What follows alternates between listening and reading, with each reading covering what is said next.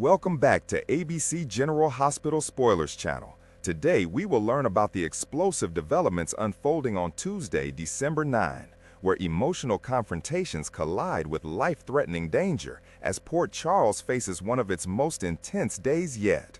Brooklyn Quartermain finds herself opening up in a deeply vulnerable conversation. Lucas Jones stands firm on his principles without backing down, and the entire town is thrown into chaos as Valentin Cassadine's shocking prison escape sends shockwaves through multiple families. Meanwhile, at Carly's residence, a dangerous face-off erupts that could have devastating consequences for everyone involved. Brooklyn's emotional confession. At the magnificent Quartermain mansion, Brooklyn settles into an intimate conversation with her beloved father, Ned Quartermain, the weight of recent events clearly visible on her face.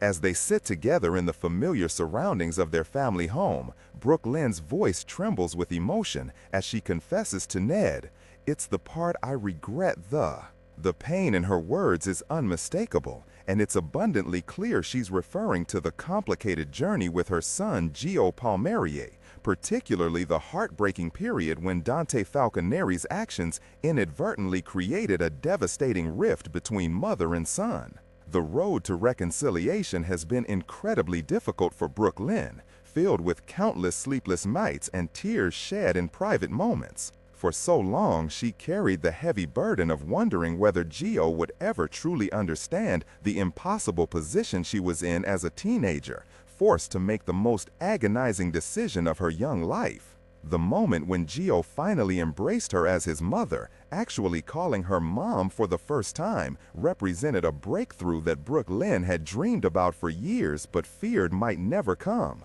That single word carried the weight of forgiveness, understanding, and acceptance all wrapped into one powerful moment that will forever be etched in her memory. The beautiful irony of their reconciliation is that it blossomed during a crisis, when Gio and his girlfriend Emma Scorpio Drake became heroes by saving Ned's life during that terrifying incident. In that moment of danger and uncertainty, Gio instinctively stepped up to protect his grandfather, solidifying the family bonds that had been so fragile before. The experience allowed Gio to see firsthand what family truly means in the Quartermain world, and he connected with Ned on a profound level, establishing the grandfather-grandson relationship that both had been missing. Brooklyn can now look at her son and her father together, witnessing the natural affection and respect between them, and feel a sense of peace knowing that despite all the lost years, they're building something beautiful and lasting now. Lucas takes a stand. In a completely different part of town, Lucas Jones sits across from his boyfriend Marco Rios at one of Port Charles's intimate dining establishments, the tension between them palpable as they navigate a difficult conversation. A preview clip from the December 8th episode reveals Lucas speaking with conviction and determination, making it crystal clear that he refuses to compromise his principles or make excuses for what he believes is right. The discussion naturally centers around Lucas's complicated sister Carly and her problematic attitude toward Marco, which has become an increasingly sore point in their relationship. Lucas's words are firm and unwavering as he tells Marco, "It's not okay, and I'm not going to pretend." There's a fire in his eyes that shows he's done playing peacemaker or trying to smooth over his sister's judgmental behavior.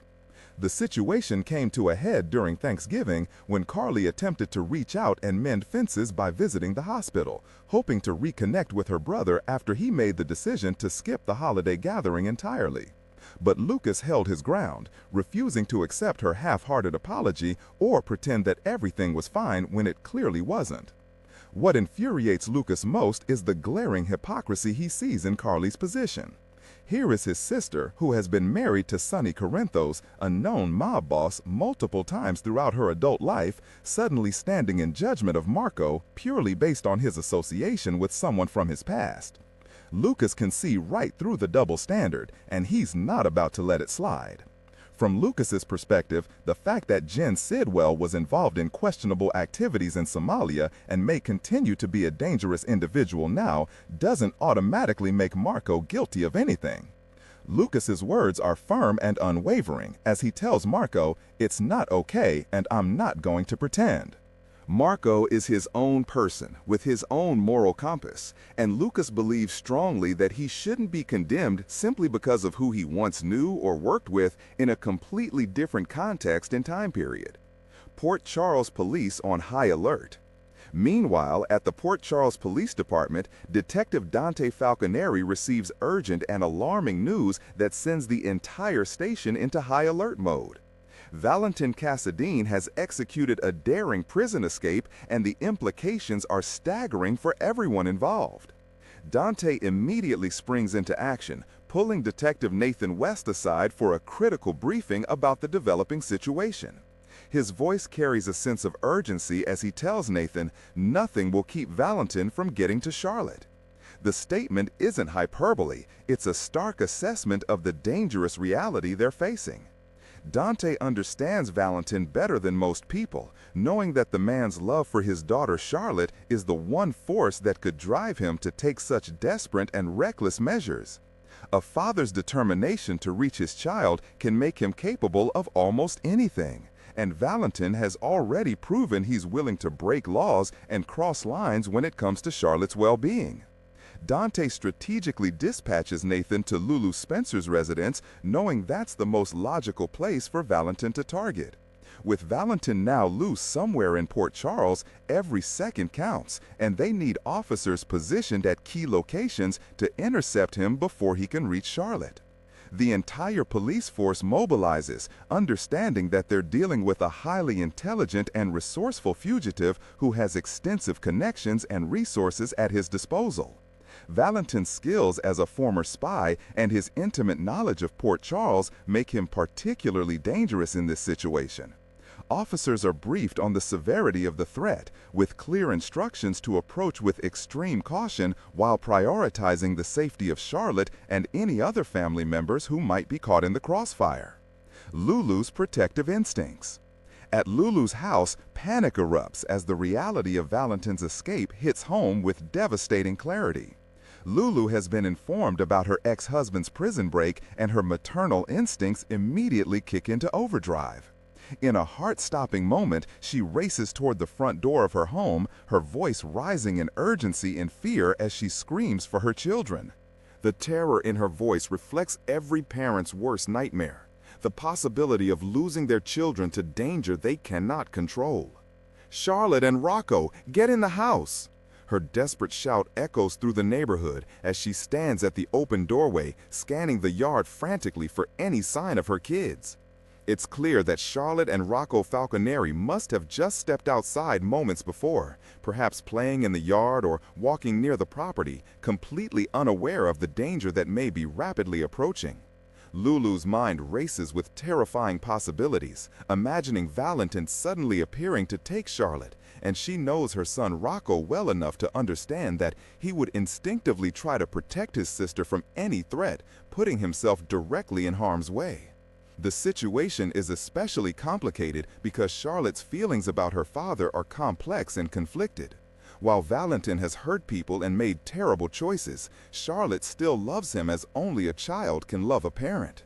Lulu worries that Charlotte might not resist if Valentin tries to take her, that she might even go willingly, not fully understanding the gravity of the situation or the legal consequences.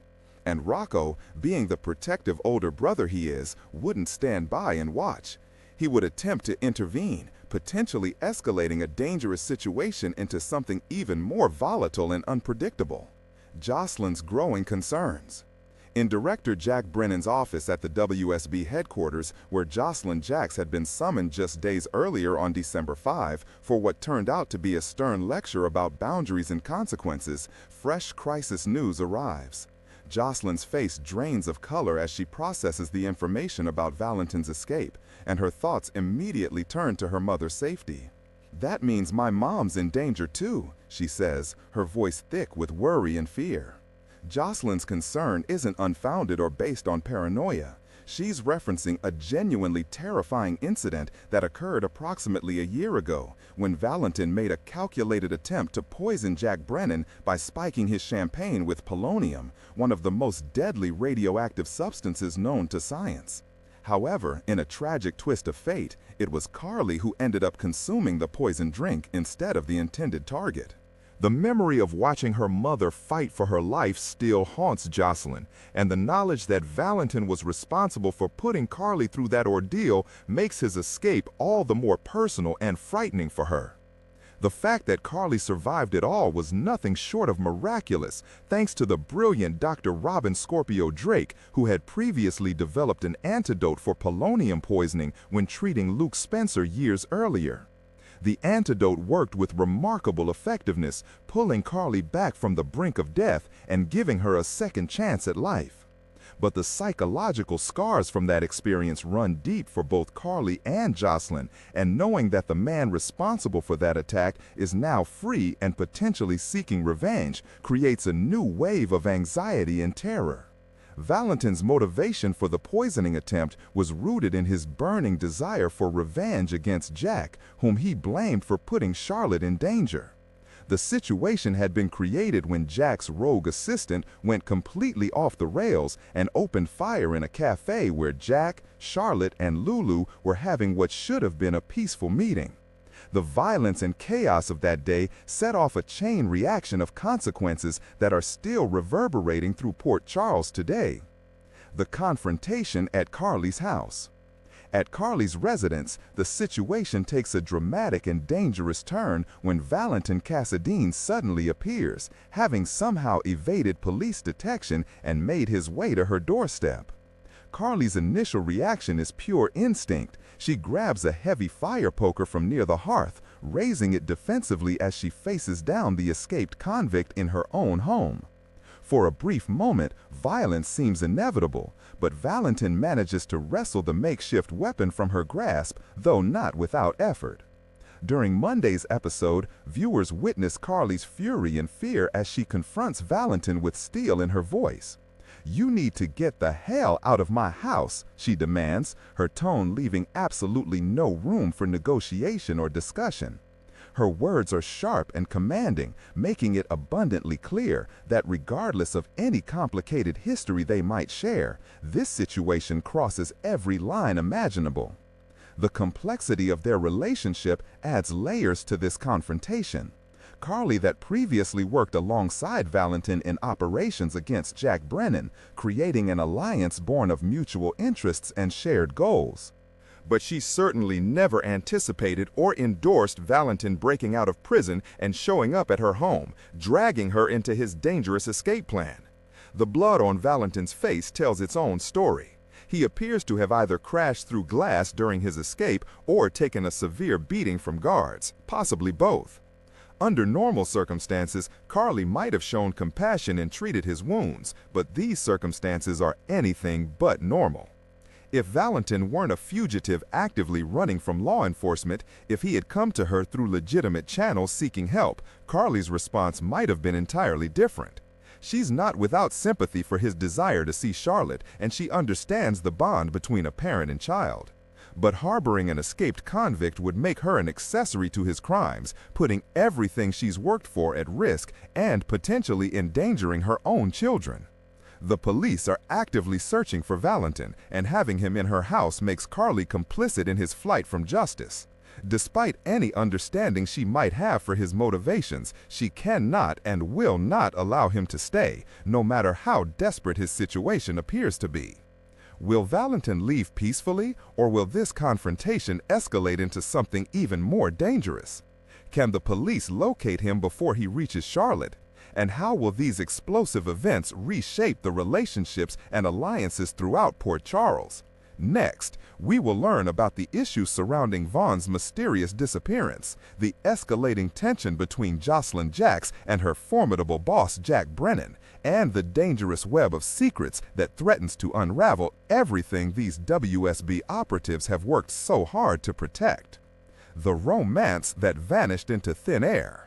Vaughn's absence from Port Charles has become increasingly noticeable over the past several days, leaving fans wondering what exactly transpired between him and the ruthless WSB commander Jack Brennan. The chemistry between Vaughn and Jocelyn was undeniable during their last encounter just 1 week ago, reminding longtime viewers why they fell in love with this particular pairing in the first place. Their connection represented something authentic and pure in a world filled with deception and danger. The romance that vanished into thin air. Vaughn's absence from Port Charles has become increasingly noticeable over the past several days, leaving fans wondering what exactly transpired between him and the ruthless WSB commander Jack Brennan. The chemistry between Vaughn and Jocelyn was undeniable during their last encounter just 1 week ago, reminding longtime viewers why they fell in love with this particular pairing in the first place. Their connection represented something authentic and pure in a world filled with deception and danger. The way they looked at each other, the subtle touches, the stolen moments of tenderness, all of it painted a picture of two young operatives trying desperately to find normalcy in an anything but normal situation. However, those precious, intimate moments between the young couple may be coming to an abrupt and devastating end, and the privacy they fought so hard to maintain has been thoroughly compromised. When you're working for an intelligence agency as powerful and far-reaching as the World Security Bureau, keeping any aspect of your personal life hidden becomes an almost impossible task. The organization has eyes and ears everywhere, sophisticated surveillance technology, and a network of informants that spans the globe. Vaughn and Jocelyn discovered this harsh reality the hard way when their carefully guarded secret relationship was exposed to the one person they hoped would never find out, Jack Brennan himself. Jack Brennan's iron fist. The confrontation between Jack and Vaughn last week was nothing short of brutal, showcasing just how merciless and uncompromising the WSB director can be when his operatives step out of line. Jack doesn't tolerate rule-breaking, fraternization between agents, or anything that could potentially compromise the integrity of his operations. He views romantic entanglements between operatives as dangerous distractions that create vulnerabilities and weaken the overall security of the organization. His philosophy is simple. Agents must maintain professional distance at all costs, eliminating any emotional attachments that could be exploited by enemies or lead to compromised judgment in the field. The severity of Jack's punishment for Vaughn remains shrouded in mystery, but whatever measures he took have effectively removed the young agent from the equation entirely. Some whisper that Vaughn has been reassigned to a deep cover operation in a hostile foreign territory, while others fear something far more sinister, that Jack has locked him away in one of the WSB's notorious black sites, facilities that officially don't exist and where agents can be held indefinitely without trial or due process. The chilling reality is that Jocelyn currently has no idea what fate has befallen her boyfriend, and Jack seems perfectly content to keep her in the dark about Vaughn's whereabouts and condition. Jocelyn's growing suspicions. As the days pass without any word from Vaughn, Jocelyn's concern is gradually transforming into something more pointed, suspicion and anger directed squarely at Jack Brennan. She's an intelligent and perceptive young woman who knows how to read between the lines and connect dots that others might miss. The pieces of this disturbing puzzle are slowly coming together in her mind, and she's beginning to realize that Jack's involvement in Vaughn's disappearance isn't coincidental. The cryptic comments from other agents, the way Jack deflects her questions, the sudden reassignment of their joint missions, all of it points to a deliberate campaign to separate her from Vaughn permanently. When Jocelyn finally confronts Jack about what she suspects, the confrontation promises to be explosive. She's never been one to back down from authority figures, especially when she believes an injustice has been committed. Her fierce loyalty to those she loves and her unwavering sense of right and wrong will drive her to challenge Jack directly, regardless of the potential consequences to her own career and safety. She might demand answers about Vaughn's location, question Jack's right to interfere in their personal lives, and possibly even threaten to go over his head to higher authorities within the WSB hierarchy. The dangerous aspect of this situation is that Vaughn's absence removes a crucial stabilizing influence from Jocelyn's life. When he was around, he could temper her more impulsive tendencies and encourage her to think strategically rather than emotionally. Without him there to provide that balance and perspective, Jocelyn might push Jack too far, crossing boundaries that could land her in serious trouble. She might say things that can't be unsaid, make accusations that can't be retracted, or issue ultimatums that force Jack to respond with even harsher disciplinary measures. Jason Morgan's complicated position. Since Jason Morgan orchestrated the daring rescue operation that brought both Jocelyn and Vaughn back safely from Croatia, the interactions between them have been surprisingly limited and carefully managed. This strategic distance is probably wise, given the complicated dynamics at play and the secrets that multiple parties are trying to keep under wraps. Jason, ever the pragmatic operative, understands the value of compartmentalization and avoiding unnecessary complications that could compromise operational security. However, Jason made the significant decision to confide in Carly Corinthos about their daughter's true employment status and the dangerous world she's now navigating as a WSB operative. Carly is currently performing an Oscar-worthy act of ignorance, pretending she has no idea that Jocelyn has traded her medical ambitions for a career in international espionage. Every conversation with her daughter becomes a carefully choreographed performance where Carly must weigh every word, suppress every maternal instinct to demand answers, and maintain the illusion that she believes Jocelyn is still pursuing her original life path. The strain of this deception is wearing on Carly, but she understands that revealing her knowledge prematurely could endanger Jocelyn even further. If Jason becomes aware of the escalating conflict between Jocelyn and Jack over the issue of workplace relationships and personal freedom, his protective instincts will inevitably kick in. He's watched Jocelyn grow up, considers himself responsible for introducing her to this dangerous world, and won't stand idly by while Jack potentially abuses his authority over her. Jason might decide to have a frank conversation with Jack, leveraging his own considerable reputation and status within the intelligence community to advocate for more reasonable treatment of Jocelyn. The interesting power dynamic here is that Jack may believe he holds a significant advantage over Jason. The assumption that Jason hasn't disclosed Jocelyn's WSB involvement to Carly. If Jack thinks this secret remains intact, he might be more willing to negotiate or compromise with Jason to prevent that information from being shared. Jason could exploit this misconception, using Jack's false assumption as leverage to secure better treatment for Jocelyn without actually revealing that Carly already knows everything.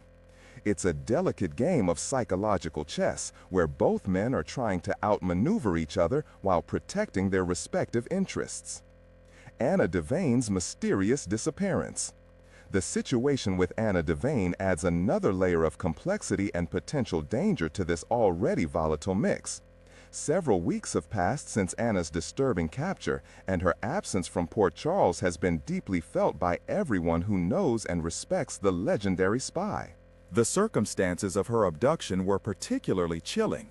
She was seized by unknown operatives who clearly have extensive resources, detailed knowledge of her movements, and sinister intentions regarding her future. The final haunting image viewers saw was Anna's face contorted in terror as her captors informed her that she would be embarking on a journey to a new. Those ominous words sent shivers down the spines of longtime fans who immediately recognized the implications.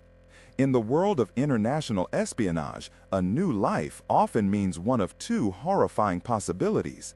Either complete personality reconstruction through advanced brainwashing techniques, or the even more sinister process of mind mapping, where Anna's memories, knowledge, and personality could be downloaded, duplicated, or completely erased and replaced with false information and artificial loyalties.